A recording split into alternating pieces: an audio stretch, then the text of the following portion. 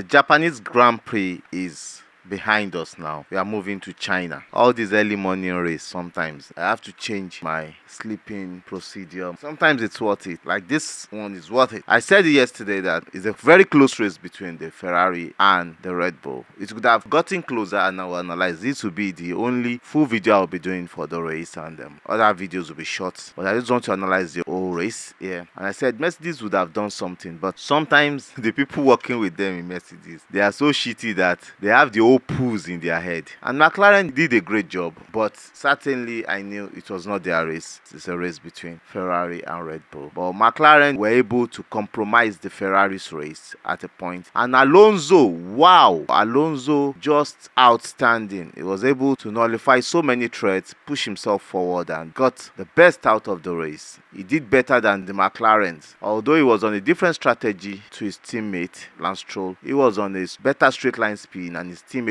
on a better downforce. They're on two different strategies. Now, what happened in the race? The beginning of the race, a red flag. And for those of you following me on Instagram and on WhatsApp, I said yesterday that there will be 2 DNFs, 2 Ferraris on the podium, 1 Red Bull, but a very close race. But at the end of the day, we had 3 DNFs, 2 Red Bulls, 1 Ferrari.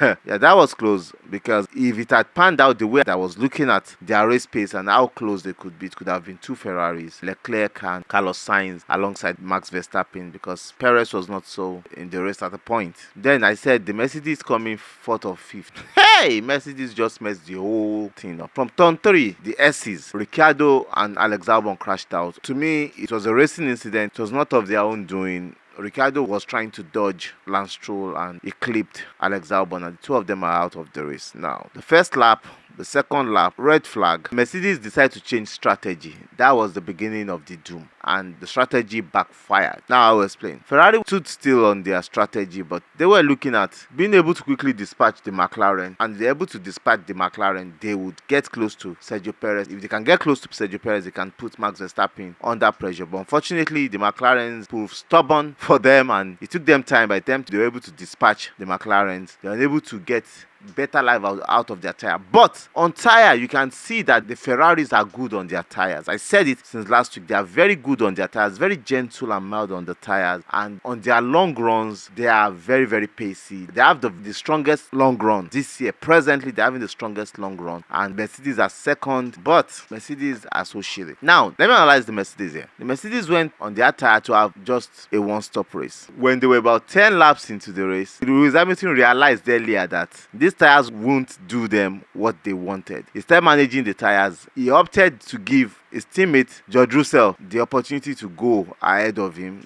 If you guys want to swap, it doesn't concern me, because in his mind he already knew this tire will not work, and they are treading on a dangerous pin, which was not just a pin, they were treading on dangerous needles. That was the Mercedes IQ here. They messed it up. Lewis Hamilton gave his teammates the opportunity to go. He pushed the tires out, and they both had to do 25 laps on the first stint, 25-26 laps. At that point, they've lost the race. They lost the race to degradation and traffic, because by the time they changed the tires, they ran into traffic. What if they had gone on their medium? They would have closed in. The medium would have warmed up. The medium even looks like a better tire than the hard tires. The only people that made the tire strategy work were the Ferraris, especially Charles Leclerc. He was on the one stop. He made the medium work for himself. He did about 25 laps on his first stint, and on the hard tires, he ran till the end. So he made the tire work for himself. That was on the medium, on his first medium. That was why he was able to come forth. If he had changed the tire twice, they might even be closer. Himself and his teammates might battle it out. But the Mercedes, they struggled on the tire in the first stint. On the second stint, they struggled on the tire. They had to go for the 2 stops eventually. So they had 3 stops. They were trying to have a one-stop race. At the end of the day, they had 3 stops. The 3 stops, the first one on the red flag, they changed to hard. They changed the hards to hards again, then to medium tires. So Mercedes messed their own race up personally, and they messed Lewis Hamilton's race up. Towards the end of the race, he was gaining, he was getting a better traction, but it was too late. This season, he had ended almost all his races in 9th position. That is the story of Mercedes and Lewis Hamilton this season. Now, to his teammate George Russell, he pushed the cars, he pushed the tires,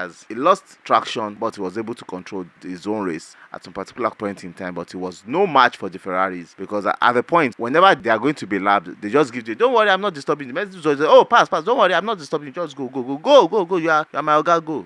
That was how terrible it was for them. Now to the Ferrari, Charles Leclerc did a brilliant job. From 8th position, he was able to end his race 4th position. Beautiful race. George Russell from 9th position to end 7th, while Lewis Hamilton from 7th to end 9th. Now look at it, the Ferraris. Carlos Sainz from 4th position to end 3rd. Could have pushed it more, but Lando Norris gave him a tough time in the first part of the race, so he was unable to close in on Sergio Perez. If he had been able to close in on Sergio Perez, he would have put Sergio Perez under pressure, because Sergio Perez made some mistakes during the race. Would have been able to put him under pressure and maybe overtaking him, and the two Ferraris might have been on the podium, like I said. But what a race for them. To the stake team, Bottas gave it all, but Zhou Guanyu, after his bad pit stop, had to stop in the race. We don't know yet what his problem was, but we'll find out and let you know what his problem was. But a bad day for Zhou Guanyu in the office, but a very good day for Bottas in the office. Logan Sargent gave it all. He gave the race some beautiful part of himself, and he did a very good job. For me, he did a very good job, but his mistakes kept on crawling after him, and he made a very big mistake that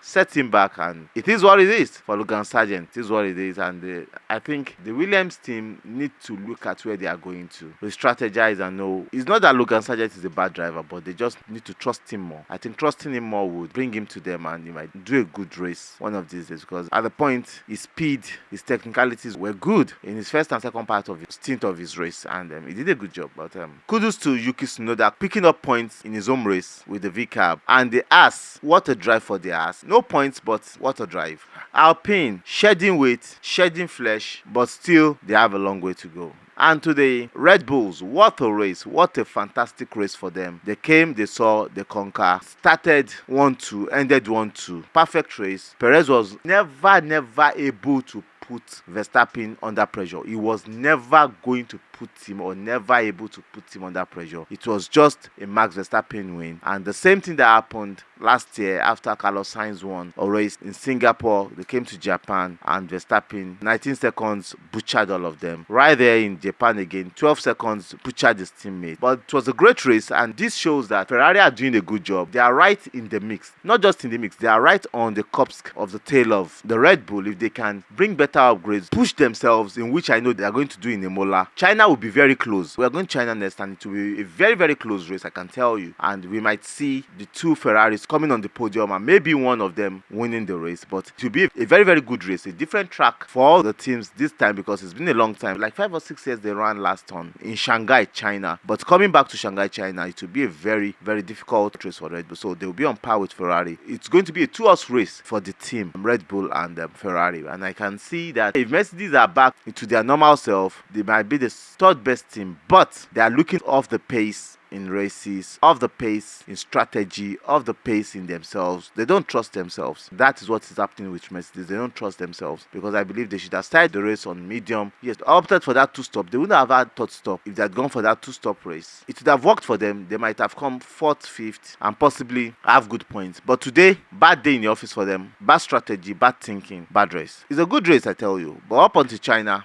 Catch you in China. I love you guys. Thank you. Bye.